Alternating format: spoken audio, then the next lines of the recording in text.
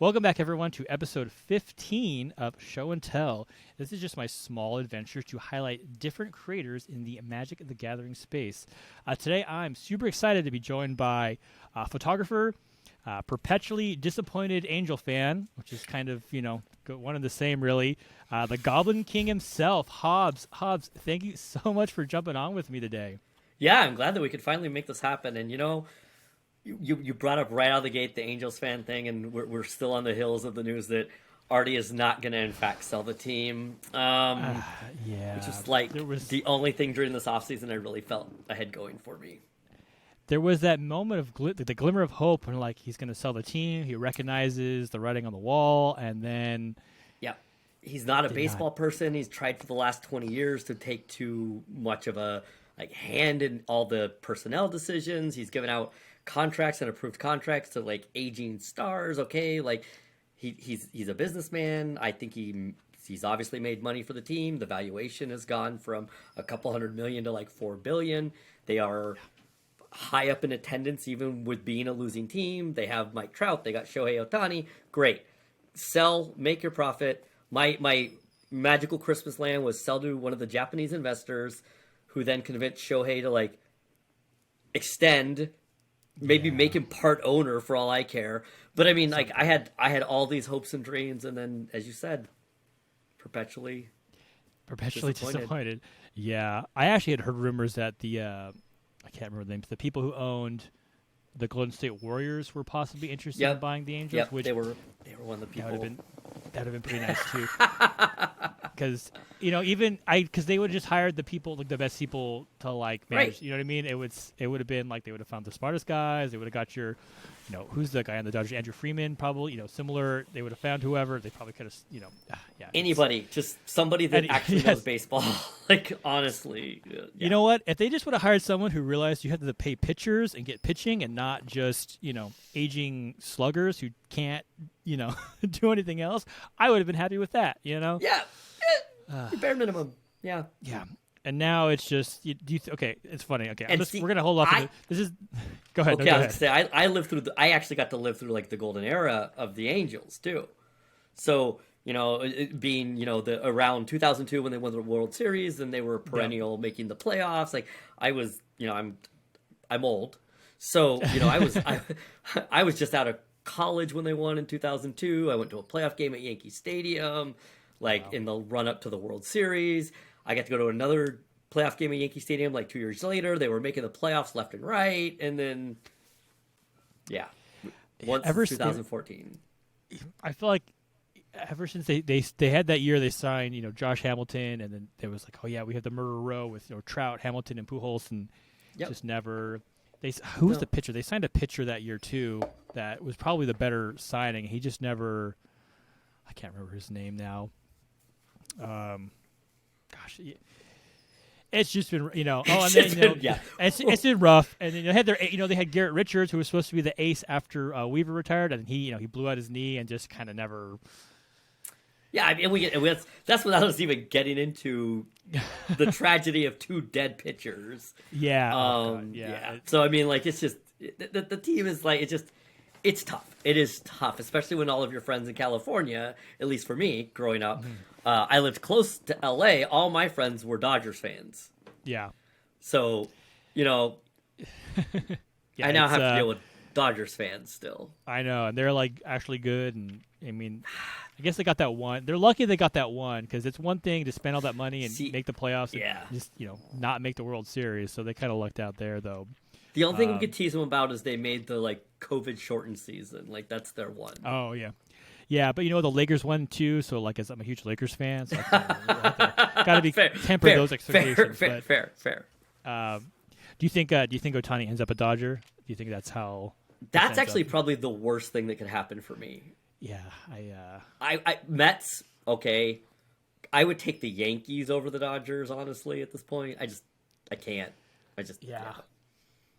Not the Dodgers and not Boston, just out of pure spite for it being Boston and that whole thing.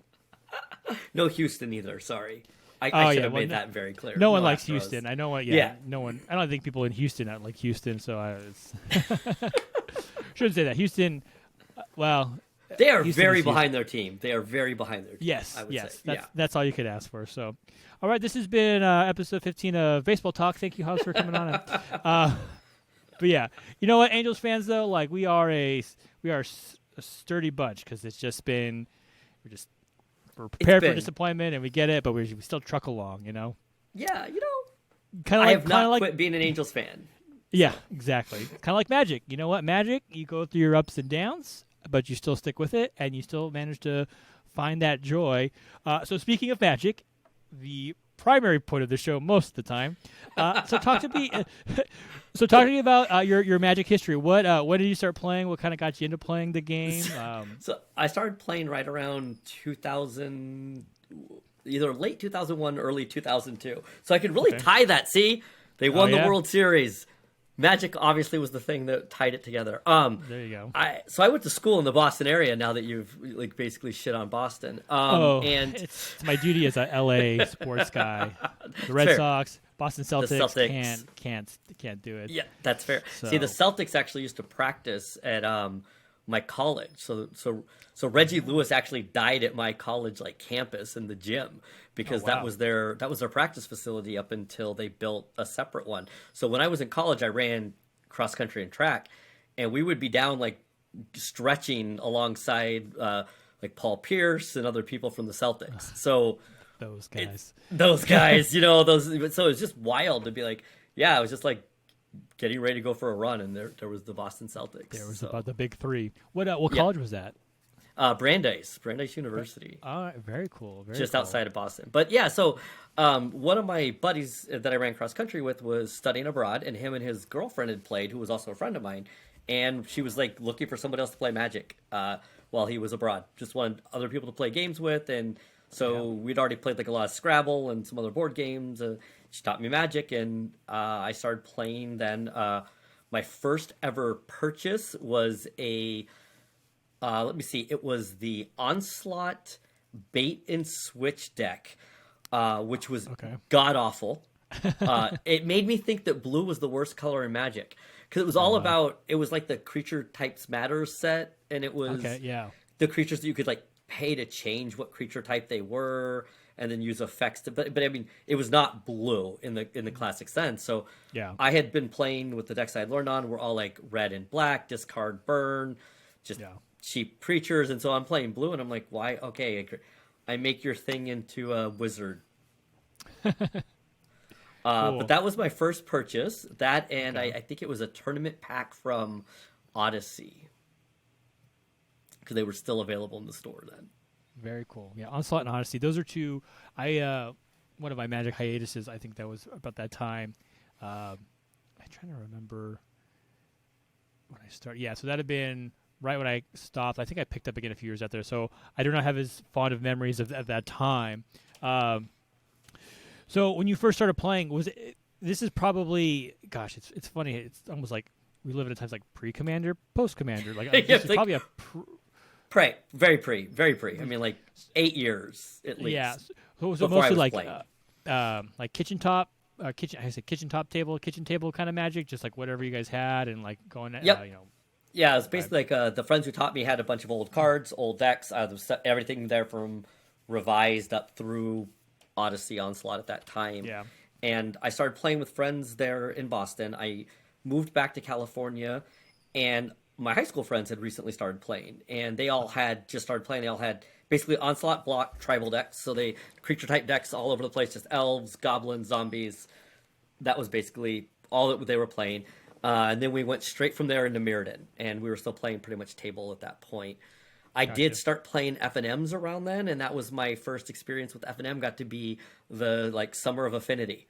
So yeah, that's right. Welcome to playing even just FNMs. I was playing Retract Freeze, so it was a Cheerio style. I mean, it was all zero cast artifacts into the spell Retract, which is a single blue, return all artifacts to your hand, play them back out, Brain Freeze, because that was still legal at that point in Standard. So that was what I was trying to play in amongst people playing like Arcbound Ravagers and Togs and Disciples of the Vaults, and that's a pretty wild time. Here's that's a funny question. That reminds me of, because I remember getting back into Magic around the time we were in college, and that was kind of right when they changed the frame look from the old school frame to the new whatever. Do you remember? Yeah. I'm just kind of curious, as someone who was not a huge fan of the new design, who I've now come to like it just enough. Do you remember like what you thought about the redesigned look of the cards? Did you have any thoughts on that? The wild thing was because I didn't know a ton yet, right? So I didn't really. Yeah. But then Mirrodin came out, and what I knew was artifacts looked white. Like they moved from the brown frame to kind of the silverish frame, but it also looked very close to white. And it was like there was actually cards that was very difficult to tell kind of what the color was on it from those in particular. We also, I think at that point, like started losing the star swoop for the foils, which is still something that I miss. Like I love that, and I really like brown bordered artifacts. Like I know they've done a lot with bringing kind of back retro frames, but I definitely like the look of the brown artifacts in the old frame style too. So yeah. I think they've definitely improved upon the frame a lot. And obviously, as they've learned, I think even at one point the mana symbols lost their color in terms of like the boxes, and that was kind of a confusing sort of thing. But they definitely have gotten to a point where I think they're very open to play with the frame looks, depending on the card type or what the card's kind of doing. But there is something about an artifact, an ornithopter in a brown frame, the old kind of style, that you don't really get. I mean, the other cards or whatever. There is like it's almost like coming home when you see that sort of card. Just feels kind of. I feel like that brown really kind of gave it a sense of like being old, I guess. I don't know. It's kind of like it felt like it's like, this is like a mystical, like magical artifact. That's what I really liked when it came to recently with doing kind of the blueprint ones. And or the ones that were like the schematics, having that in that type of border, like you said, it makes it feel like something that is an artifact, something that's left over. Yeah. I guess it also I wonder too. I mean, obviously you kind of got started. Little onslaught even between there and then kind of going back a lot of Magic, like the lore, I guess like foundational history, was kind of the Urza Mishra stuff. Artifacts like the mystery of like the Thrawn and all that kind of stuff was, I think, really played into like the look of the artifacts and maybe feeling that way. We've gotten obviously so many more planes now. It's obviously expanded the universe, so it's a little different in terms. You have like this Ravnica, and you have Eldraine, so it's not quite. But like I think because a lot of those early blocks were kind of all drawn out of that. I mean, Dominaria, right? Exactly. It's all kind of that weird, like these stumbling upon some ancient technology. Really, really kind of like it was a kind of a cool aspect, I think, of playing the game, especially back. You think about. Games just back in the day, like a pre-internet. I mean, obviously there was internet back then, but not like it really, the ability. I remember trying to go to the internet and try to find rules, and us arguing over the interpretation of it because there was not a clear place to easily find how a card worked when we were playing Kitchen Magic, which was how people learned to play, right? So if we didn't have, we weren't playing in a tournament, so like learning the rules was even something that now. I mean, like we were on websites trying to find something on the Wizard site that told us what the card did, or if somebody had written something on a forum. It was definitely the ease of access to information we have now for this sort of thing is incredible. You just can go on YouTube and there's hundreds of videos on like how to I always joke I lucked out because I had a buddy who taught me Magic in college. Like I joke I minored in Magic in college because I didn't even know what the stack was when I started playing, and like my friends and I would just like sacrifice things willy nilly. Like if you put something on a card that was like bad for you, like I just sacrificed it then, and it was like okay, and just know timing, priority stuff. Like don't because how would you know how. Yeah, right. Like, and it's like, what's an interrupt? Like, is it better than an instant? Is that all just kinds of weird like corner cases and wild times, Wild West of Magic. just play it however you want, which was kind of like the fun of Kitchen Table in a lot of ways. You're just kind of doing whatever. To this day, I still don't know how regeneration works. When do you do it? When is it?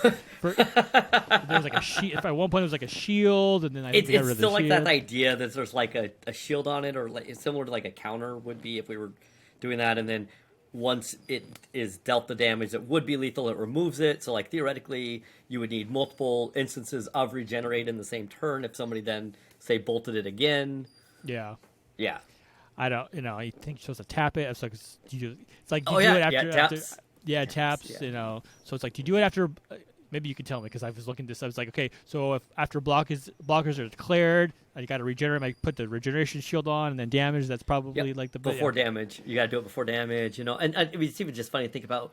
You could untap creatures to like remove them from combat. There's just all this stuff that would like do things like remove something from combat. I mean, it's kind of like how Maze of Ith works was kind of a normal thing.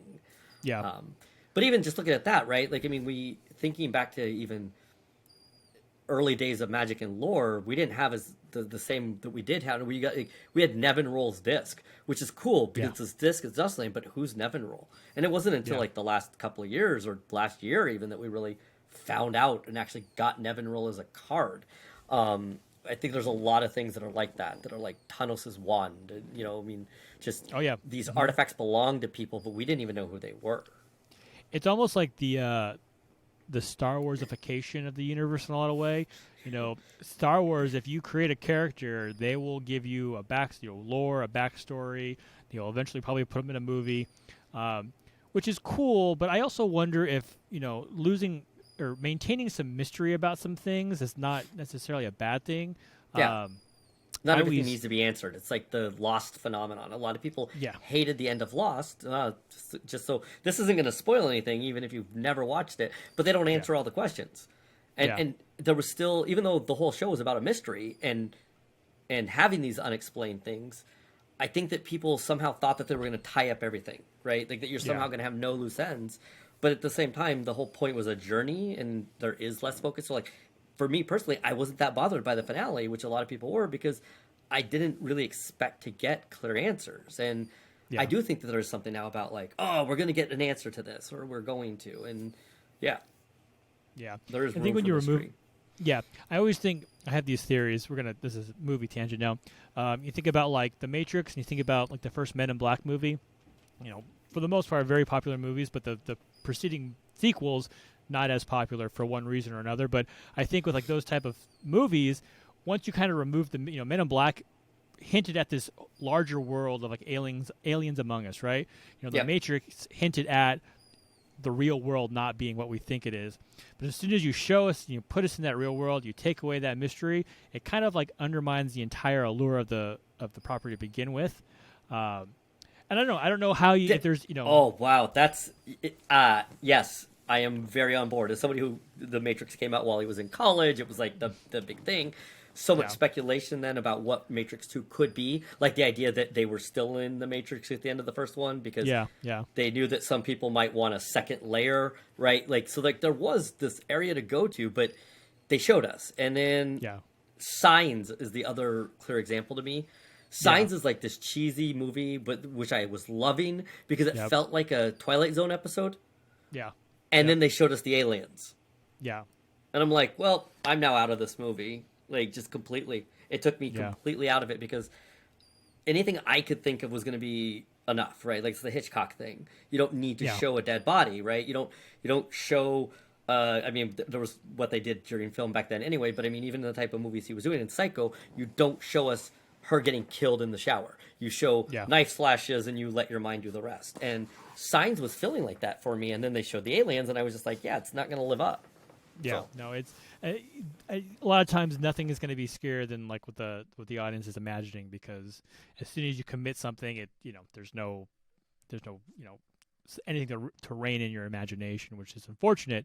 But it's hard. Like I am no movie producer or writer, so I understand there's like limits, but I just feel like if people were committed to like hanging on to the mystery, you could push stuff a lot further. So Anyways, so getting back to Magic a little bit. Now you're learning what it's like to even just record an episode of the Goblin Lore podcast. I mean, it's completely fine. It's like we literally embrace the goblinness. I mean, that is something that I identify completely with at this point. But it is true that it's like, well, where were we? Like, the hosts are having trouble figuring out where we just derailed completely. So that's too funny. No, it's that's fun. I mean, that's a fun part of talking with people. It's have a conversation. So you did some FMNs. I believe you have some tournament experience as well. I think you had mentioned you day 2 to Legacy GP at one point. Yeah, so I played. Yeah, sorry. Go ahead. Oh, so obviously, did you do a lot of did you play in a lot of tournaments, or a lot of, was that something you were? Not really. There was like a couple year span where I had more time when I was in grad school that I did some, I did some PTQs. I qualified to get like a buy at some GPs. I played a modern GP, and then I played the first two the first 3 Vegas GPs. So the first 2 were limited, and I missed day 2 by 1 win each time. That was under the old system of 7-2, and I finished 6-3. And the first one that I went to was like that was the tournament I most had prepared for. I had 1 bye, my only bye ever. I started out 5-0, and I lost double winning in. I started like 5-0, went to 5-1, and then had like double winning in, and like just it was really sad for me. I mean, but then 2017, I was living in Minneapolis. I had just moved here. It was like my sorry, not two. Yeah, was that 2000? Yeah, it was 2017. I had been living here in Minneapolis. I had more time to play Legacy at that point. I still owned Legacy cards and a Legacy deck. And one of the stores here actually had a pretty big regular Legacy night. I had the deck on MTGO, so I was actually able to legitimately practice. And like I was like, you know what? I want to just at some point, I would like to day 2 a GP. And so I went to that GP. It was the largest Legacy GP ever. And I actually 7-2 day 1. So I would have, even though it had changed to only needing 6-3, I actually did finish 7-2 and made day 2. Oh wow! What deck were you playing, or what was your deck? The Epic Storm. So there was the two kind of So there was Ant, which is ad nauseum tendrils, and then there was the Epic Storm, which basically the main difference was the Epic Storm runs main boarded Burning Wishes. And a lot of your win cons and other things are on the side, so it's much more of a wish plan. You have Tendrils is actually in their side game 1. You usually have like an Empty the Warrens in your main board, and you have like the Ad Nauseam. But it was a lot of really low to the low converted mana cost. You just you're able to. It's a lot less resilient of the 2 builds, but it can also win on turn 1 and turn 2 a lot quicker or more often, and so. Yeah, that's pretty good. Turn 1 wins. Can't argue with that. It's really hard to argue with that, and that was back when Gitaxian Probe was legal. So you could oftentimes, a good keepable hand had Gitaxian Probe or discard spell, where you oftentimes were able to see the opponent's hand before having to commit to going for it, and it was a wild deck to play. I mean, it was a lot of fun. It was one of those ones that it was perfect for me for that environment because I could goldfish the deck at home because you in some ways are playing solitaire. And so I could just sit at home and run through hands and hands and hands just to get an idea of what's keepable, what's not, really understand the deck itself. Yeah. Well, that's pretty impressive. So as someone who's played Friday Night Magic once, that's my only like organized play experience. What's it like day 2ing a GP? Like what's your mindset going into it? What's like the general atmosphere like? Yeah, I became basically like very anxious because I was just really worried about making mistakes or doing something dumb. And I did. I actually wrote an article about this because I misplayed. I actually made an illegal play in game 3 of my second match of day 2 that neither me nor my opponent saw until after the match slip had been signed, turned in, and they had dropped from the event, which is I was just playing on MTGO, and the card Burning Wish exiles itself, which I was not aware. my brain is so used to having a computer do it for me, I wasn't paying that close of attention to it. So I burning wished for a past in flames, to then like replay everything that was in my graveyard, knowing that I still needed to find a way to get my win con because I was at such low life total that I couldn't really ad nauseum.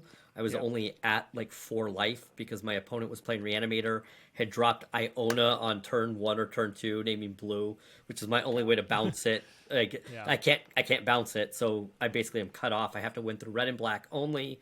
And so my extra draw spells are all out. I can't brainstorm. I can't. It cuts off anything that lets me dig a little bit deeper. And so the line that I came up with was, I was looking at this. I was like, well, if okay, great. I just do this. Oh yeah, then I can flash back the Burning Wish and go get the win con. Not realizing that Burning Wish was supposed to exile itself, which neither me nor my opponent. My opponent also was not aware of this. Yeah. And it messed me up. Like I basically, I'm not of that mindset of being able to throw something like that off. Like I went and told a judge, I let them know what had happened because they will like mark it down in case. It was funny because you're going to tell on yourself, but I just didn't want to set up any scenario where I could be conceived of as cheating. Like that's such value driven thing for me. Yeah. But it really did. It made it hard. I was having trouble focusing like rounds after that. And I just noticed even just the like quality of caliber of play on day 2 was just from the outset was much higher. Yeah. I, as someone who watches a lot of streamers who do the tournament grind or professional grind, organized play grind, it's funny, like not funny, but like impressive watching when they talk through the way they kind of see the board and the lines they're looking for. I don't know if you're familiar with the one James. James, he's one of my buddies. I watch his stream all the time, and one of the things he always says is, "How do I win from here?" And just kind of like seeing that idea of, okay, where are my outs? What are the lines available? I'm the type of person, I'm just like, I have a hand. I'm going to draw cards. Like, let's see what's going to happen next. I'm not really thinking, if it's like, oh, I'm at 2 life and my opponent's got 4 power on the board. And like, if I don't draw, a Wrath of God, I'm that's all I can do. But, to your point about it's anyone who like sees Magic players and doesn't think there's like stress or concentration involved with like high level play, like they've never sat down at a table and really had to like play to win, when there's money or whatever on the line or prizes. So I could imagine you're seeing some awesome levels of play, but also it being very stressful experience, especially obviously given the Burning Wish situation as a stand-up citizen like yourself. Like felt icky. Like it was funny. It's like I was so proud of my win, and then I was talking through the game afterwards with my other buddy who was also a Storm player, and he just like was like, "Wait, how did you get the second copy of Burning Wish?" And I was like, "What do you mean?" He's like, "Well, it exiles itself," and I was like, wait, it was just like my whole demeanor shifted. Everything. It's definitely, it's one of those things where like Magic Arena it could be such a powerful tool for, I think, organized play, and it seems like they're so hesitant to really put the resources to put in a tournament mode, put in a spectator mode, like, because those are sort of, because like I could imagine, had you gone on, let's say, to win the whole thing, it would have probably at some point come back to like, oh, well, he didn't exile his Burning Wish. Whether, even though if you told on yourself or not, it'd be like the Dodgers winning that shortened season. There'd be that asterisk that would probably haunt you. And it's like we have the technology to kind of help avoid those situations. And it's like we got so close. And it's just, I don't know. I tested the whole thing from MTGO. I was a big proponent of that because it has all the out cards. It had the ability to actually test everything that I needed to. Yeah. And it was still a buggy program that I could crash. Like, I mean, and that's a hard thing. It's Excel with pictures, right? I mean, that's really like it's you have, obviously. Talk about just pure, I guess, if you want to talk about just like a pure shark, like competitive perspective, yes, everything should be done on Magic Online because it's automated. All the cards are there. You can do everything you want. But like, there's got to be a little, you look at something like Arena, and it's just so visually engaging. You have that, foundation. Like, let's do it. You do. Let's stop You making do. alchemy cards and let's do a tournament. But anyways, that's wild. Do you still have that deck? Do you still have that Legacy deck kicking around, or have you? I do not. So I did No. sell out of Legacy about a year after. I think it was when my wife and I were just getting settled down into our house. We were going to be having kids, and I just knew that I was not going to have time for Legacy. So I kept parts of it together, but I sold off the main components of it. Actually, I sold it off really to buy a new TV because I just decided that I wanted a new TV set. This is a common theme. I mean, I think people, if you follow me at all, you may know that recently I've been in the midst of selling cards and stuff to fund a camera upgrade, and so this is not an uncommon thing. I've definitely have sold cards for other purchases, things that more luxury things, honestly, now at this point in my life. I mean, when I was moving here from San Diego, I basically sold cards to, move. My first year here in Minnesota, my car died. I sold cards for a down payment because it was a lot of, I've been playing for 20 something years. I didn't really take much of a break. I got into Commander as we were talking about EDH. I started playing in 2009, 2010. I was buying Shocklands before Modern was announced and Extended had been killed as a format. I was picking up Shocklands for a couple bucks each. And these were back when they all of a sudden then went back up to 30, 40. They were the same price as an OG dual land, which same thing. I was like picking up copies for $20 because they went into EDH decks. So I've been very fortunate in just when I played. I've been playing since the Urza's block, and let me tell you, I have cards like $20, $30 cards. Never had any of those real expensive ones. I was like, man, I would go through my stuff, and I'd have like recovered memories. Like I could have sworn I had a Gaia's Bounty somewhere. Like I could have, Gaia's Cradle. Excuse me. And I'd be like, no, it's just a forest from Urza's. Or like, I have these memories like now. Like, for how much Urza's I bought, like, none of the really expensive cards ever ended up in my possession. Like, man. Where are my Sarah Sanctums? Where are my Gaia's Cradles? Where are my, like foil copies of, Replenish or Academy Rector? Where are those? Don't get me started. Okay, it's funny. I did have an Academy Rector, and I sold it. And I could have swore Replenish is literally, I look at that card and I'm like, this card is in my rare binder. I've seen it. It's not there. I've looked. I keep every few weeks I go and I look for it. I'm like, no, maybe it's in my. It's fair. It's a really good card. So it definitely is. Reserve list. Yeah. I shouldn't complain too much. I sold off my Pokemon cards to pay for my master bathroom remodel at the beginning of the lockdown. So that worked out. That is very fair. That's awesome.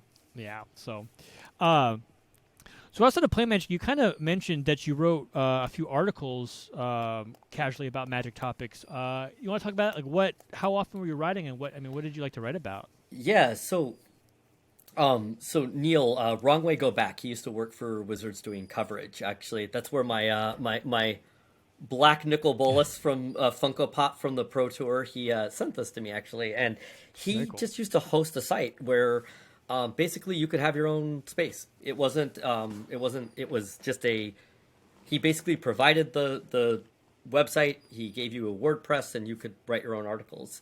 And this is when I was in grad school, and I just started writing about basically playing Magic casually. So I wrote everything from my first couple of articles were about going to your first F&M. What should you prepare for? What is it like to go to a pre-release? Just kind of like a lot of articles on these sorts of things. What to expect, what it could be like. And then I would write about just casual decks, whatever I kind of wanted to. I remember writing about Norn the Wary Soul Sisters, which actually at some point was a deck in Modern, but this was prior to that. It was just kind of like I was playing Norn the Wary in casual 60-card formats before people started playing EDH, and I just loved the ridiculousness of this 1/1 that blinks in and out of play whenever anything happens. And so I wrote about that. I wrote about that deck, and so I would just write about anything like that. I wrote about ideas for even ways to change the commander format to be more peasant focused, because I was seeing a lot of, and I'm laughing now because this was like 2012, seeing decks that were becoming too similar. Just power levels pushed and decks becoming too similar and staple cards. And I just laugh because to think of what that was in 2012 versus now. But so I wrote about, my friend and I came up with doing a peasant format where you could use a rare creature and you could use common and uncommons. Just like different ways to try to mix up the format. And so I was writing weekly every other week for about a year. And then took a long, and then basically until we started the podcast, really wasn't doing any content creation. Very cool. Do you miss writing? I do. And I have had some really cool article ideas that's just trying to find the time for. So this discussion of casual versus competitive, I have what could either be a thesis or like 5 article series, easy, on this idea of treating casual and competitive as if they are both, like as if it's a dichotomy and as if they are on the same spectrum, even that they don't need to overlap. And they don't need to be seen as these like diametrically opposed things. Yeah. And we're treating them a little bit too much like that. And I actually had a friend of mine who's a physics PhD write me basically a write-up on the difference between experimental and theoretical physics, and wanting to look at highlighting, these differences between fields that are the same field and where the overlap is. So I'd be like, I've put a lot of like thought into this article series on doing casual versus competitive deck rating systems, and even that's from like a psychological perspective of how you form rating systems, and just how we were just bad at it. I mean, especially if we're trying to figure out a power level, because it's we're not going to. There's ways we could. Yeah, we'd have to have tons of data. There's ways that we could figure it out. There's things that we could do, but like it's at the end of the day, it's not going to be worth anybody's time. Yeah. We should talk. What I do, I have because I'm super up to date. I started a WordPress site where everything I post, I have like blog versions. I've been kicking around the idea of like just having people who are interested in writing articles that have nowhere to put them, just to stick them on a site that we can blast out in the world. And I'm open for any sort of idea that's not going to get me canceled, I guess. But like, I think I'm fairly safe on doing that. Yeah, just based on what I tend to. Yeah. But I was talking to someone, and she wanted to write about the fashion of Unfinity, like as a just kind of like wacky off stuff that now obviously you probably have enough clout in the world that you could probably get some mainstream sort of thing. I don't know if you're interested. It might be something worth if you ever sit down to like to. Yeah, I like laugh about it because we actually have, I believe, a WordPress site set up for the Goblin Lore podcast that we, the original. So we had 3 hosts to begin with. We were down to 2 for about 3 years, and we just now picked up a regular 3rd host again. But the person who was our 3rd host originally, who kind of started Goblin Lore, got us together and was really the one doing kind of a lot of the back end stuff at that point, set us up with one, and he was actually writing a couple of articles, and we have like this space, and I've never used it. Like, That's I don't funny. think we've ever put anything on it. Yeah, I don't know why I decided on WordPress. I was just like, I wanted a web. I didn't want to buy like another domain and make a website. I was like, well, I can use the WordPress blog, and you can kind of customize it, and like it's kind of a cool just like hub. Like for me, it was a hub where I could put all my interview videos and like just another place to have like. That was the idea for us too, right? Like that was the idea, and But it's just like most things, like maintaining or adding to it. Like it's just time and energy, and sometimes you just tweet. It's almost and a lot of it's like you're. In reality, it's just putting it on the world through Twitter is probably the best thing I can do, which obviously we do anyways. But I just like having websites, I guess. It's just old. I don't know. I think it was just like a. It definitely is like giving me flashbacks of trying to like create my own website and like illustrate or like in the original version of like Publisher. So that's fine. Yeah, I totally understand this. I joke about the golden age of the internet. I had a Mega Man website on Angel Fire, Back when you had Ooh, wow. yeah, unlimited. You get unlimited bandwidth and unlimited storage, and like you do all this stuff, and it was like, oh yeah. And I remember when I figured out how to do frames, I was like, this is the coolest thing ever. I am the best web designer in the world. Yeah. Like I got it to where it would actually like do basically a GIF. Like you could put a little clip in. Yeah, that was trying to figure out how to get transparencies on animated GIFs. That was a struggle because it was like pre-Photoshop, really. Yep. Like, except because this was junior high. I think it was a freshman high school, so I didn't have money first off or access to like those resources. So like trying to figure out like why every time I make an animated GIF, like there's this whole white background. How do transparency is a thing? You can do transparent. Like that's wow. Talk about the Wild West of the internet. It's just like. Here, you can have unlimited bandwidth. Like, no one's going to whatever. Nobody's going to want that. Yeah, I remember that. And then we, like, had the, like, lockdown years back into then Gmail coming out, and they gave you a gig of storage, and we would never fill that. And you needed an invite to get a Gmail. Like, you had to know someone who, like, had Gmail to, like, get into the program. 2 months into beta, I have which means that I obnoxiously, because college is at that point, because obviously college kids had just started getting email addresses, used your first initial last name because like that's a very limitless resource. So I brilliantly got in early and was so annoyed because every time I tried to get a Hotmail account or something, I had to make up some weird thing. So I got to use my first initial last name at gmail.com. And I will tell you, my first initial last name is very common in other parts of this world, especially like Europe and the UK. And I to this day get emails weekly that are not meant for me. I got invited to like second round of basketball tryouts the other day, and I wanted to send back a photo of my like 5'4", 43-year-old man body and be like, I made the second phase. Like, yeah, that's funny. Yeah, I think we're definitely aging ourselves right now. So that's too funny. Well, yeah, if you're ever interested, we should talk. If it's something just just to put somewhere. I have the ideas, and I think a lot of it does come from wanting to bring in things from my world, like my work world background. I mean, that's kind of why we do the Goblin Lore Podcast, is to pull in a lot of my so I'm a psychologist. If people don't know, is I've been talking about this, and mental health is kind of the big area for me. I work predominantly with people with schizophrenia. Like that's what my training is mainly in. It's the area I really love to work in. And the Goblin Lore Podcast kind of came about as a way to just take real world issues and relate them to Magic the Gathering. That was kind of the pitch. Like, we knew there would be mental health. We knew there would be like social issues. We knew that there were going to just be even some cool like literary concepts that we've talked about, where it becomes like the hero's journey and how that fits into Magic storytelling and everything else. And so, like, this has been like the best kind of. It's wild. Like, this has been the best 5 years in some ways of me playing Magic that I've been playing for 20 years. Yeah, has been the last 5, and including the pandemic. And I don't play. Like, I don't get to play anywhere near as much. I played once this year so far. Yeah, it's funny. I'm right there with you. I don't have really like a local game store I can go play at. I don't have a lot of my friends I know like don't really play. Most of the people I know play are creators I've met online or through conventions or whatever.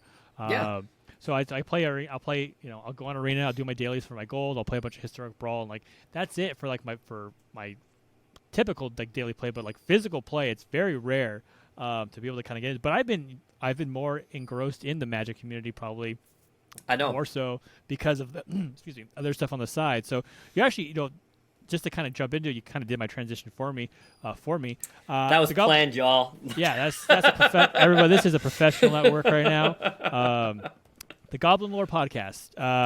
Gosh, over 170 episodes. I think I saw the recent like 174, almost 175. I have to upload. Yeah, I think. Yep, 174. Somewhere around there. Yeah. So that's literally more than 10 times as many episodes I've done of this show. So that's talk about perspective. I can't even. I'm just like, man, if I get to 20 episodes with this show, I'm gonna be pretty content. But 175. We had that discussion at like 10 to 15 episodes. Oh yeah. Yeah. Like when we were starting out, there was this whole so if you know Chewy and the Mana Dorks, they were like a very old Magic podcast, like the Mana Pool. Chewy literally said at one point, and this was a thing that we talked about on the cast, that if you hit 10 episodes, like that is wild right there. You're already in amongst like a lot of creators don't make it that far. It doesn't happen. And this was even before the proliferation of just the amount of content there is. Yeah. And so we would talk about this like milestones of like 10, 20, but I don't really think it was ever in our mindset of 100 and something. Yeah. Like I don't think it was. It's almost such a unfathomable number, I think, when you get started doing something like this, because it's not, I think like my show for you, it's like it's like a passion project, it's a hobby. It's not like your career, right? So to be able to do it for so long, it's like it's crazy to think about just the being able to do that, afforded that opportunity. So let's talk about the Goblin Lore Podcast. You really answered all my questions before I got a chance to really ask them, which is good. So what was the origin of the podcast? When did it start? Like, how did you meet the original host? Like, what was that? What was that like? So what's funny about it is one of the hosts, Alex, who's still on it, and I, we had just met the summer before we started doing the show, even though we lived in town together, and we met through like an independent third content creator who was just in town for a Magic Fest and knew both of us from different like spheres. Okay. And it's like I met Alex, and then Joe, who was had become one of my friends through Twitter, and then once I moved to Minneapolis, started playing Magic with them, and kind of was part of the local community. And he basically reached out to both Alex and I, and both of us were like, we love the idea of the show, which he really pitched us as this idea that we're going to take real world topics, some that are the topics that people aren't necessarily talking about within the Magic community, and we're going to relate them to Magic story to kind of have this pull back to what the lore can tell us. Like, do we have a lore tie-in? What is things about the lore that relate to real world topics, and how does Magic do with it? Like, how do they do it in terms of their presentation? So we literally came out of the gate, episode 2, talking PTSD and Gideon. So we like straight up we're just like, we're going to talk trauma from episode 2. Within the first year, we talked suicidal ideation with Chase Manicurs, and so Joe had like pitched the cast of this, and both Alex and I were like, I love this. I don't think I can commit to a weekly cast, or even I would love to come on like as often as I can. We sat down to do the first recording, both Alex and I kind of being like, like we'll take turns, we'll do this stuff. We finished that first recording, and both Alex and I were like, and we didn't know this because we were talking to Joe kind of independently, and both of us sent him messages that were like, no, I can actually commit to this. So it started kind of from there, and it was kind of funny. We came out, we did the episodes on PTSD. We kind of did some initial just episodes that were fun. We moved straight into like a GP here in Minneapolis, and we just started sending out messages asking people if they wanted to be on the show, with like zero expectation that they would say yes. Can relate, yes. Yeah. So like you just send it out, and I've still told this to anybody. Like they've been like, "Wow, how did you get that person?" I was like, "We sent them a message." like Titus Lunter, like him and I had chatted on Twitter. I said, "Hey, we'd love to talk to an artist." Ha ha ha. Or he said something about like, I have a new project, and I was like, you should come on a podcast and pitch that. And he was like, yeah, sure, when? And it was like, oh, okay, well, like, let's figure this out then, right? Like, there's been a lot of that. And that was just kind of the thing. Like, we just came out, we started really enjoying it.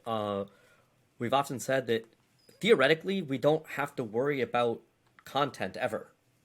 We can always come up with something to record because of the nature of it. We're not going to run out of topics. And I think that's been one of the things that's nice. And I also do think that because of, like you said, it is a passion project. So at some point it doesn't become as fun, or, we can take breaks. We have taken breaks when we've needed to. And we've just been very transparent about it, very honest about it, whether my mental health, having kids, Alex's work schedule, whatever it was. Us bringing on Taya recently, who used to be on the Lore was a big part of like, she was saying that she wanted to get back into podcasting, and we were struggling through winter with both of us being able to record on the same day. But we have that flexibility. It's not a job for us. Yeah, and I think that's a lot of good nuggets of wisdom there for people interested in content creation. Is especially if it's not like your career, your main kind of focus. You want to do it while it's fun. Like if it doesn't become fun, probably not worth your time. And especially in formats like this, when you kind of interview people, the worst thing someone can say to you is no, and the worst thing they can do is just not respond to your email. It's not, you know what I mean? Like I have as someone again who was an incredibly small creator. I have sent out a bunch of emails to different creators of different sizes.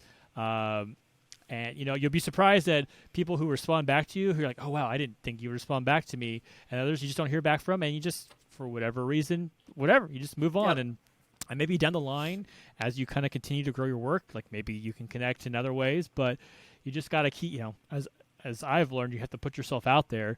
And just have to just roll with the punches and just see what you can do. And I mean, the wildest example that I can think of this, and this, I know you will appreciate this, is I sat down and interviewed Hunter Pence. Yeah. While he was still technically on a baseball team. Like, we had to go through PR departments, and that Joe at that point, that was right before he left the show, he had been emailing with the PR department from the Rangers at that point. Yeah. And it came about where he basically sent an email to communications of the Rangers and was like, hey, we know this guy owns a game shop and he likes to play Magic the Gathering. This is what we are. And his agent got it and was like, I'll pass it on. And next thing I know, Joe had left. I literally sat down on a Skype call with Hunter Pence for like 2 hours. Yeah, that's and crazy. To me, baseball me is freaking out this entire time, right? And then I get on with him, and he's just asking me questions because he knew nothing about lore. He'd only been playing Arena. So he was like, we're having these conversations, and I'd sent him some questions to, like, think about, and he was like, I don't know. Like, I don't know anything about this character's story. I know Nicol Bolas is a badass because he comes down on the field and you're dead, right? Yeah. Like, that card hits the table, you're in trouble, right? But he's like, So he was asking me lore questions. He was asking me all of this stuff. Yeah. And I'm sitting here like, what? Like, I'm interviewing a World Series champion all-star. Yeah. Well, I guess it's easy to kind of forget perspective. And, for you think about, like, game nights and Post Malone, right? Post Malone is this huge musician, and he's just a giant nerd, he just loves playing Magic. Yeah. And for the most part, they're just like us. They're into the game. They want to know, and they want to play. They want to play Magic. They want to play, right? Yeah. If they're into Magic, like that's that common thread. And it's stuff like that I think is really cool because it shows that, the Magic community itself it's very large, it's very encompassing, it's very open, and like there's a lot of different people interested in playing Magic. It's very easy to stereotype the typical quote unquote Magic player, but like anyone can be a Magic player. Like the game is open for everyone, and there are all types of people who play. Yeah. I think that's as someone who's got a very big community focus, like I think when you have people like Hunter Pence or Post Malone or Cassius Marsh, like Cassius Marsh, man, he's this. I'm sure if you just looked at him, this NFL football player, like he's probably, he's definitely very intimidating, but he'll go and like throw his blinged out Magic deck, it's like, oh wow, no, this guy just, he likes to play too, and just you have these common threads. Yeah. And I think it's just a good reminder that you just have to, don't judge a book by its cover is a very cliched thing to say, but it's, it's true, and it's also don't eat your books. Like, don't eat your books unless you're a goblin. I mean, that's unless you're a goblin or an orc. Or an orc, yes, that's good source of fiber for them. I'm sure they needed to kind of push through. Talking about kind of the topics you've approached on your podcast. I was listening to one where you were talking about imposter syndrome, which I think is a great one for people at our space, or things we do. Yeah. To definitely, we kind of talked beforehand about. You didn't go to Magic 30 in Vegas, but I went, and as someone who is just trying to like dip his toe in the pond of content creation, I walked into that convention. I felt like the smallest fish in like the Pacific Ocean. Just like talk about being intimidated by just all the people who were there and just the event itself. But kind of what you discover as you kind of go along, and I got to talk to people I knew, and there was, you make friends or whatever, and it's just you got to be keep your keep perspective as you kind of do these things. But the question attached to all of this is, when you decided to do a podcast relating kind of these magic topics to what I would say are pretty heavy and important kind of topics, like what was that like? What was that discussion? And like, what did you feel? Like, was that always the plan? Like this was the idea, like we want to do a show and this is what we want to do? Yeah, we've been a lot more intentional as the show went on and we built. But from the beginning, there were topics that we felt were important to be talking about, whether it was just I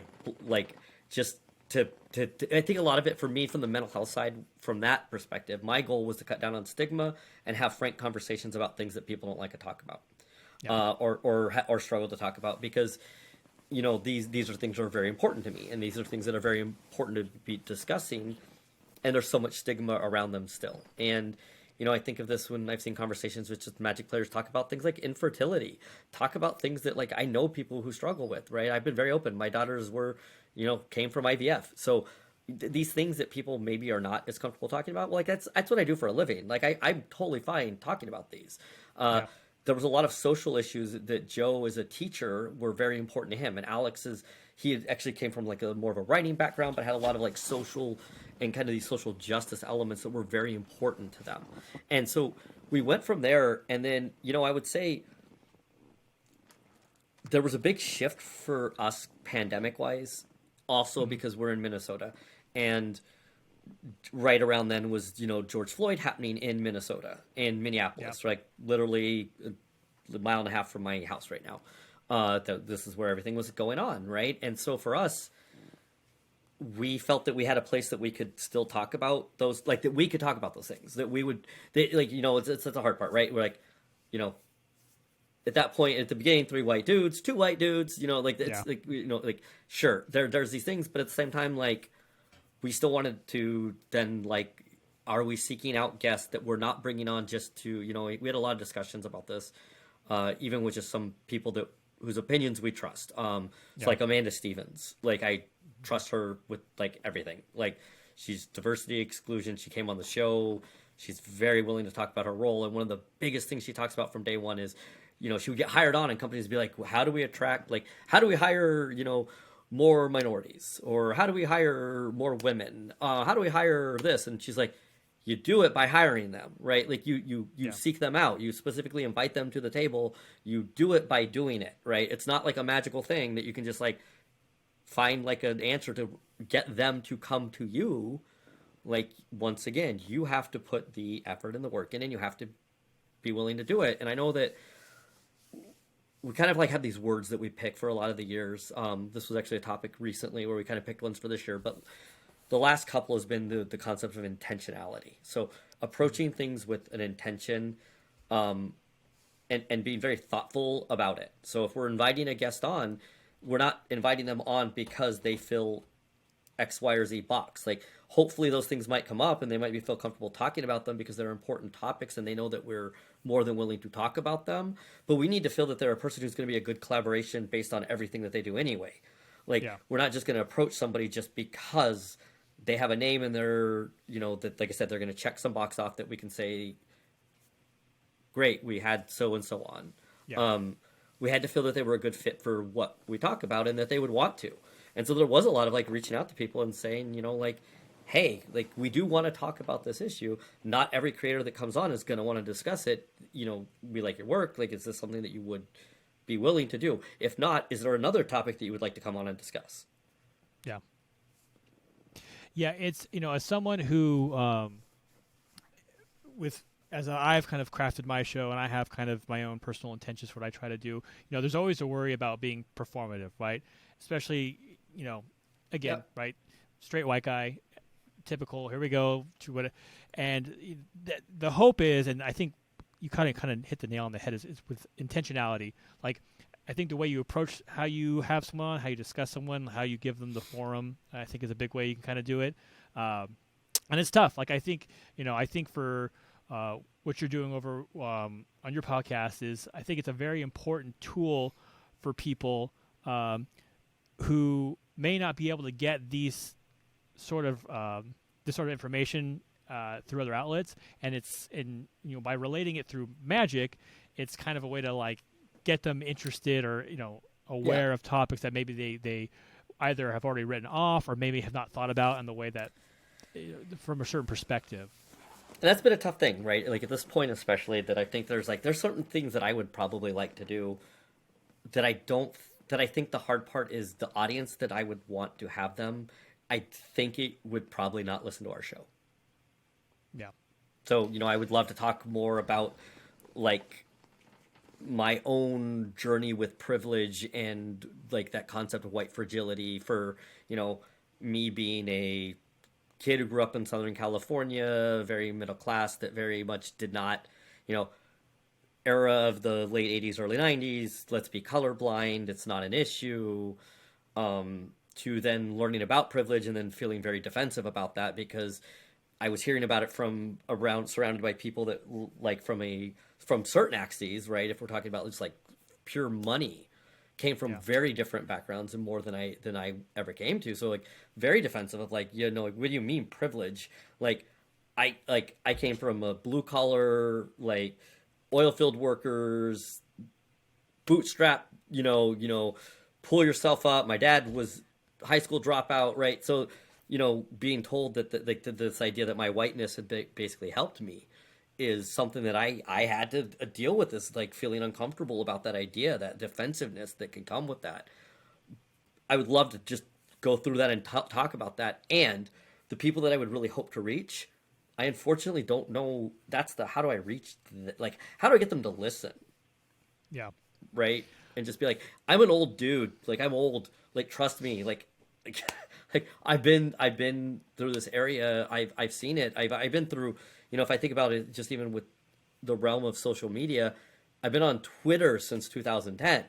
Like, I've seen basically the lifespan so far of this app. Like, there's a lot that I've seen people grow and change.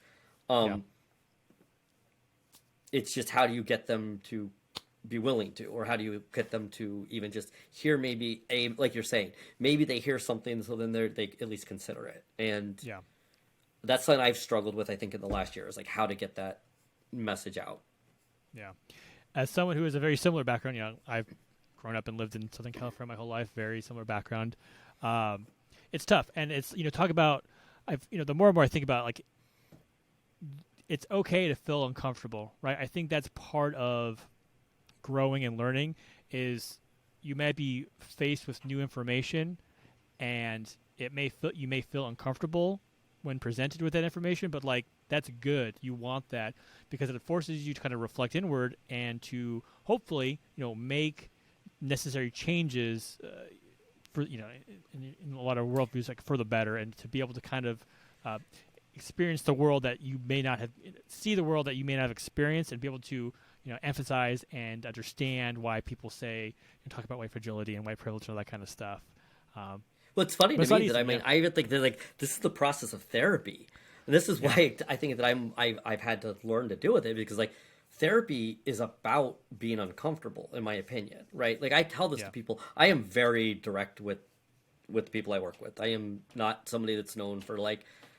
I'm very clear, like, you're not going to come in here and just like talk about your problems and have a place to vent for 50 minutes a week. Like that's not going to be beneficial to you in the long run, right? Yeah. You're coming in because there are things that are getting in the way of you doing what you want to do. Just talking and processing through it is likely not going to make the change that you want to do. The way that you make the change is to do things that are uncomfortable, because that's usually what sets in things like avoidance. That's what sets in things like depression, is you don't like feeling uncomfortable, so you do things to not feel uncomfortable. However, that just reinforces the idea that that it's bad, and that being uncomfortable is bad, and that feeling these emotions are bad. So if you're going to face anxiety, you have to feel anxious. And I'm basically asking you to come into therapy and do that. And I feel like, in some ways that can be part of what your discussion, right? Like the show, talking right now, there is an element to that is about being uncomfortable. Mm-hmm. Yes, and I think they talk about what being brave. Being brave is not being never scared; it's being scared, but being able to kind of push back, push through that, and kind of conquer those demons. And like you were saying, being uncomfortable, you have to face those uncomfortabilities It's probably not a word. It might be a word. It might have nouniness. I mean, once again, it's the English language. There needs to be a noun form where you make it into just uncomfortability seems to work very well for me. Yeah, I'll go home. My wife's an English teacher, so I'll be like, "Is this a word?" She'll be like, "It has nouniness." And I'm like, "Okay," and then we'll move on, and she'll laugh.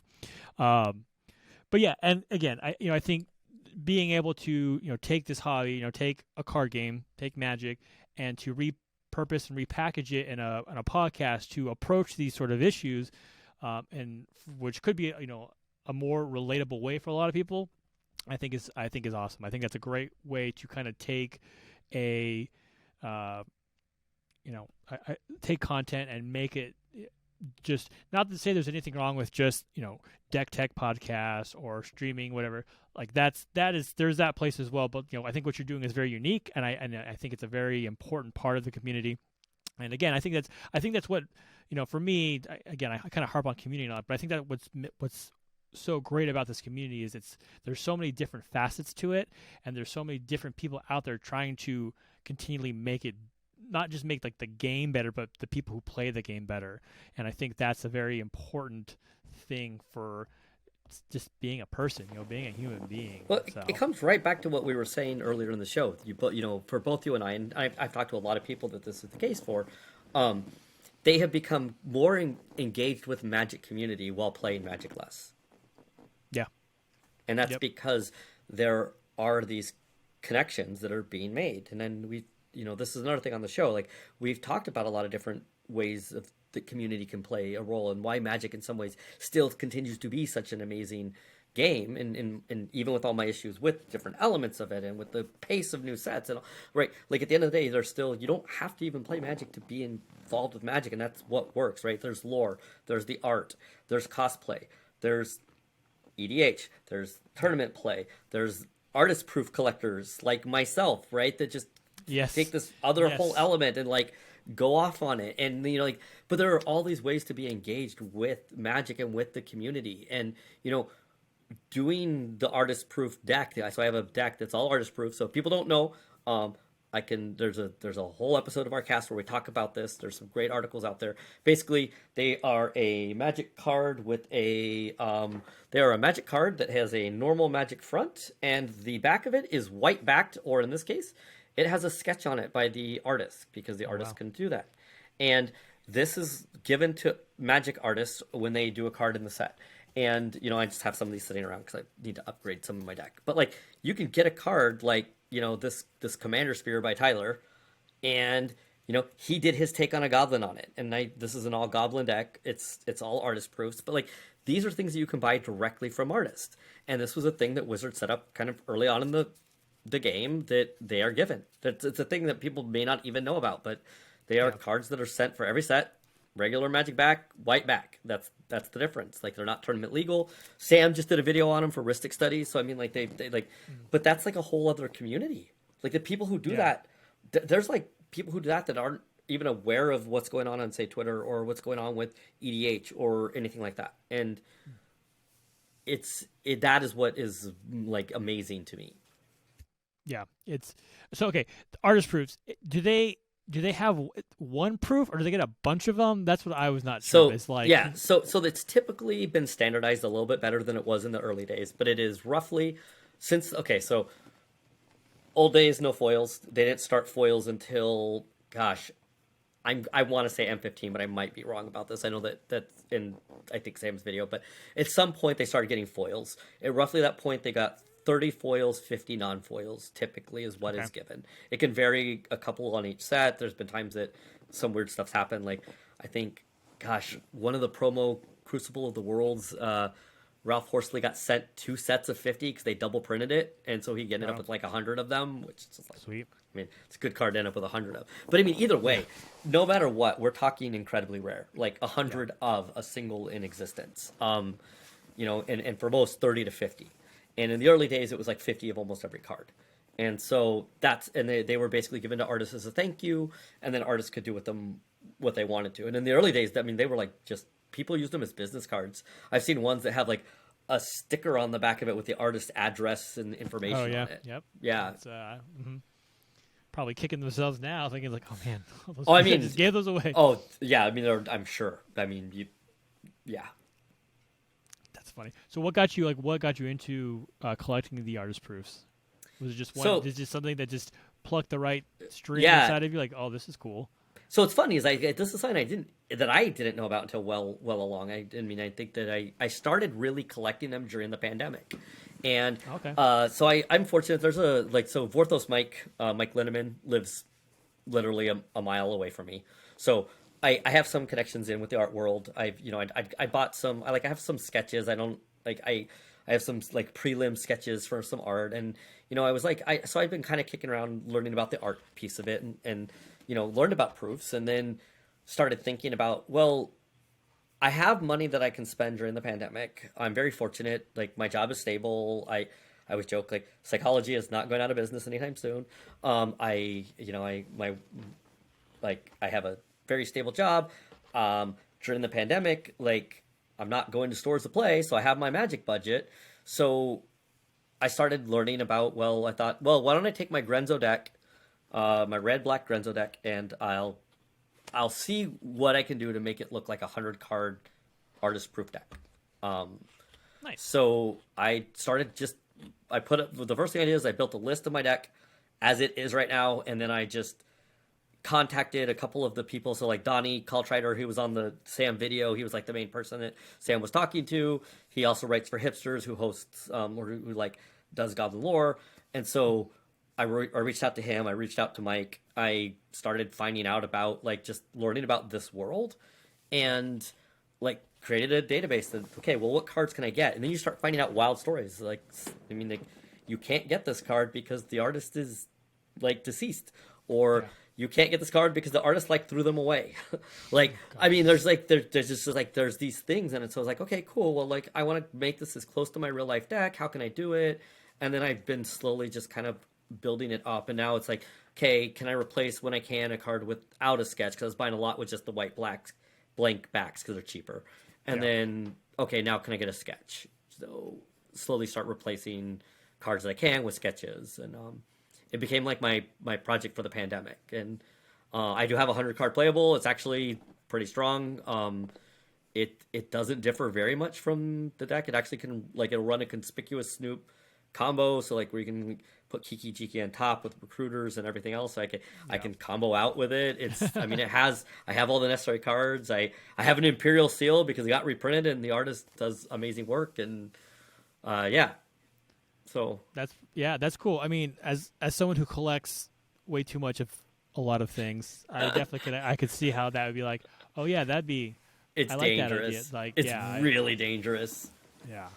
That's but it was also like, for the most part, when you're buying them now, like, I got a couple off of the secondary market, ones that I couldn't get necessarily that were easy, but for the most part, the money that I'm paying is going to an artist, right? Yeah, like, I'm supporting them directly. I can put money in the pockets of the people whose work I like. Yes, and you should pay artists. Pay artists. Pay artists. Like, pay people with money and not exposure. Yes, that's 100%. Well, that's awesome. Maybe one day if we ever cross paths in person, I'd love to. If you haven't, I'd love to take a look through it. That's talk about a unique kind of deck style. It literally sits in this like wooden deck box. Like, this is like, that is perfect. Hobbes, man, this has been so fun. I would be remiss if I did not bring up, at least before we finish, photography. So I think, did you end up buying your camera today? Was that I did purchase shortly before we got on this show today. I did finally hit purchase. So so we've talked photography. I grew up I grew up shooting film. I learned on film camera. I have an old Pentax K1000, which, like, if anybody here had like a film class in high school or like back in the day, you probably have seen this camera. Like, it's the learning camera, but the thing is a beast. Like, I just was looking it upstairs and I was like, I thought the mirror was chipped, but I don't think it is. Like, I could legit, like, the mechanics on it are so simple. My old lenses that are like fully manual, I could throw one on there and probably go out and shoot a roll of film with it. right now. 100%. Those old cameras are tanks, man. They're just like hunks of metal They're carved like from the fires of Mount Doom. like, and yeah, like it's like the thing you like look at it, it looks like you could like hit it with a baseball bat, right? I mean, it's just like flat out.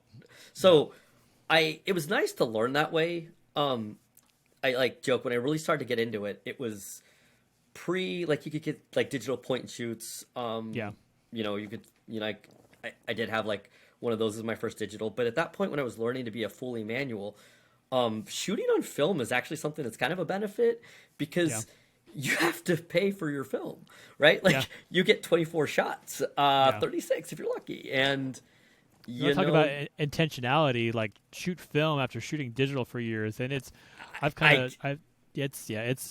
you done it since then? Because I have not shot a roll since. I have kind of gone back a little bit and shot a few rolls. I've been fussing with. Have you seen a Cinestill film? Are you familiar with that type of film at all? I think what the pitch is. It's old film, like movie film stock. They've converted it to like just in camera film. Interesting kind of colors. I have a Nikon F100 that I've been kind of using because I'm lazy. It's based, it's all auto stuff. But I have a few. I've been trying to finish a roll that I have of that, and then I like to shoot black and white T-Max a lot, or Tri-X, excuse me. Tri-X 400 is one of my favorites. So it's definitely a different experience. I posted today a photo from Salem, Mass. During a snowstorm that was black and white, and that might have been It was one of those from that. Yeah. But that was the thing. Like that's when I was really, that was like 2004, 2005. I was shooting film. That's when I was really learning, learning about aperture, learning about depth of field, learning what a light meter was and how it worked. And when you've only got 24 shots and then you take it in and you get it back and like 3 are usable. Yeah. Like, you start learning a lot more about, I'm really paying attention to these things like before I take this shot. Yeah, it's tough because not only do you got to buy your film, like these days, it's super expensive to get anywhere to process it. Like I'm lucky enough that there's a guy, I think he's actually the only guy in Southern California who really does still do film development. So like he's close enough where I can take my film to him. But otherwise, a lot of people got to mail it out, and it's just it's a lot of work. And I didn't get into I didn't do like a high school class where I got to learn how to do like a dark room or something. Like I would love to, like, same thing. If I was doing this, it would be black and white, because that's when I shot film. That was my main preference, was shooting black and white. Oh yeah, 100% same. Yeah. So I moved up from there. I stuck with Pentax for a very long time because that was the camera that I had, and that was the whole thing. When I finally decided to make that jump to a digital SLR, the Pentax has used the same mount for basically 60 years. So the K-mount, the K-mount. So all my old film lenses that I did have from my uncle, so like my camera came from my uncle as a hand-me-down, but I had like a couple, like I had some zoom lenses, I had some primes, so I had a good range, and they were all manual focus, but like I got this kit lens with the Pentax, but I could at least play around and learn with the other lenses, right? Like I was limited in what I could do. Like I can't use autofocus on them. The lenses, the old Pentax, the camera used the Pentax metered within the body itself, versus a lot of the newer ones meter within the lenses. So I couldn't do metering, so I'd have to like remember what my settings had been that I was using with one of the DSLR lenses, and then but like I could still play with it, right? I could still get exposure to it. I mean, it is digital, so if I made mistakes, I could just change my settings a little bit and shoot 500 more, no big deal. Right, just delete the ones you don't want. Yeah, just keep changing that stuff in the shutter. I mean, but I could do that, right? So I stuck with Pentax for like quite a bit through there. What was nice for them, for just how they've always been in some ways as a company, is they've always been like wanting people to shoot in some ways. So their cameras were great for me because they're weather sealed. So their DSLRs would be like the same price as an entry level Nikon or Canon, but it was weather sealed and better, right? Like, I mean, it was like, it was still below Canon's, and Nikon's professional line, but it wasn't meant to be a professional line camera, and that was fine. That's not what it was trying to be. But they really have like they really just aren't in the market and stuff anymore. So I wanted something lighter to carry around, so I started shooting with mirrorless, and that was cool. Like that if people have not, and this is when I know we're getting into some stuff that's probably like people are like, I don't know what that even means. Yeah. Old cameras had a mirror that had to flip up in order to expose, and that was how you could see. If you look through like a lens thing, it had a mirror that popped up. Yep. And the new ones, basically, you're not looking through the lens itself. You're getting an approximation if you're using an LCD or through the eye thing, but you don't have a mirror. So if you think about that, if you don't have a mirror that has to go like this or even stay like up, you can shoot like the first time I ever shot with a mirrorless and I pushed down and it took like 10 photos, it freaked me out. It's wild. It's yeah. If going from just a traditional SLR to a mirrorless and just like the burst speed and just everything it's crazy. I thought I broke something, so like I bought it off of next door neighbor. I had like found a deal. I got very lucky. I found like a deal on one that was a woman who had bought it for a trip to like Alaska and then didn't want it. Like, yeah. And so, I was like, okay, let's take it. So I went, shoot, it took like 10. I was like, what was that? And like reviewed through it. I'm like, why is this the same photo? Yeah. Yeah. So I wanted to make a jump from there. The mirrorless I bought is basically a carry-around camera to be very lightweight. Yeah. Hilariously, I just ended up converting it into a webcam during most of the pandemic because I had we were talking about this a little bit when we started, right? Like I use it for magic. I use it for my work because I am doing telehealth. And so it just is a lot nicer of a setup for me. Yeah. So I sold off a bunch of cards to move up to like actual professional grade camera for the first time. Yeah. It's exciting. I mean, photography has been one of my biggest passions, and I'm always excited to talk shop with people who are kind of getting into it or excited to go out and shoot. For me, to relate it back to magic, if you want, like one of my favorite things to do when I go to conventions, take pictures of the cosplayers. Like there's so many awesome cosplayers out there. I like to take photos. I bring I have an Instax portable printer. Yeah. Nice.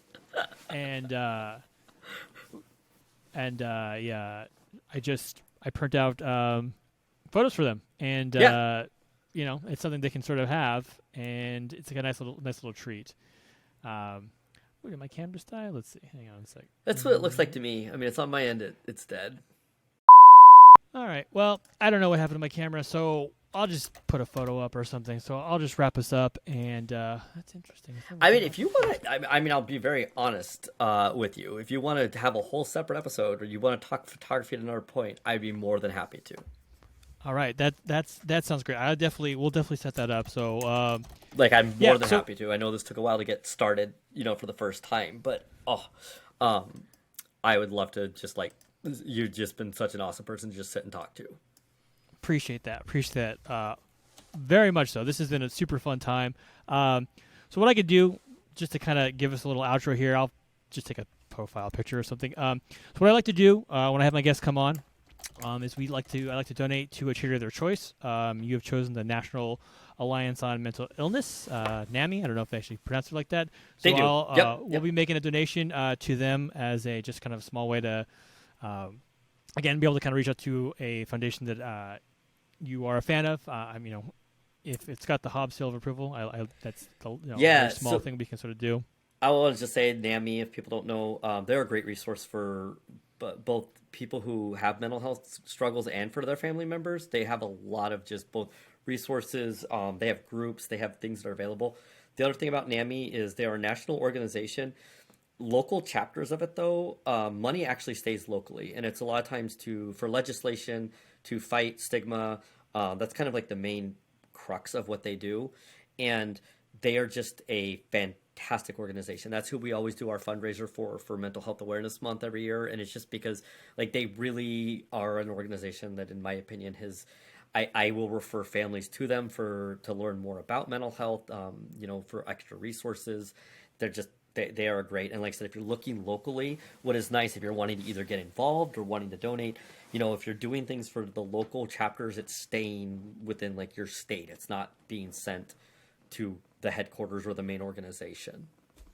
That's awesome. So definitely look forward to being able to support that. I mean, I feel like anytime you can donate somewhere that stays local, that's kind of even a more kind of, let's say positive, but I don't know. keeping things local, I think, is always nice when you can, because you kind of help your community out even more directly. Secondly, what I like to do is I will pop up what I like to call my community board, and I'll use the magic of photo editing to do that. And you can't see me, so.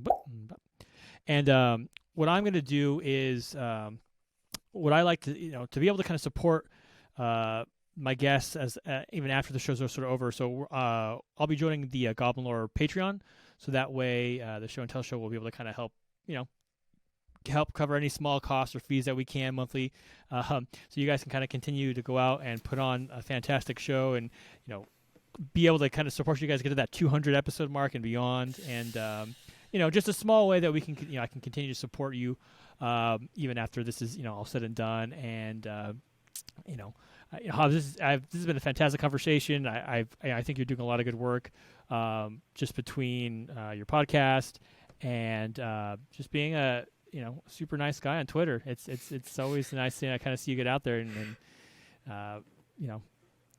checking on people's mental health and all that kind of good stuff. It's the perfect. Twitter really has been, and that's why my fear of losing it is definitely high. Is that it has been between grad school and then into my real job and everything. I can still be very engaged while doing my job, and it is for my own distraction, my own depression, and anxiety and attention issues. It's both an amazing and a bad thing, right? There's times that I have to be very intentional about my use of it, but when I'm using it how I want to be using it, it is something I enjoy doing. I love to tweet and talk to people.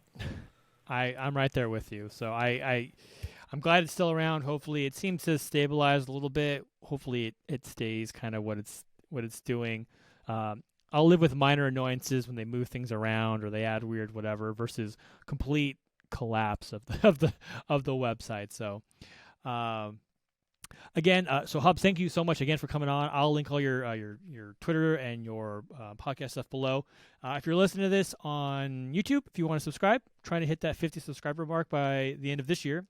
I know the year just started, but hey, we're gonna keep our goals low so we are not disappointed if we achievable goals. Trust me, achievable goals. Yeah, smart goals. Smart goals. The smart acronym, goals. not just also smart as in well constructed, but yes. Yes, perfect. I like that. See, I like that philosophy. That's why you are the man. So thanks again, everybody, and Hobbes again. Thanks, and we'll catch you next time. Yeah, thanks for having me.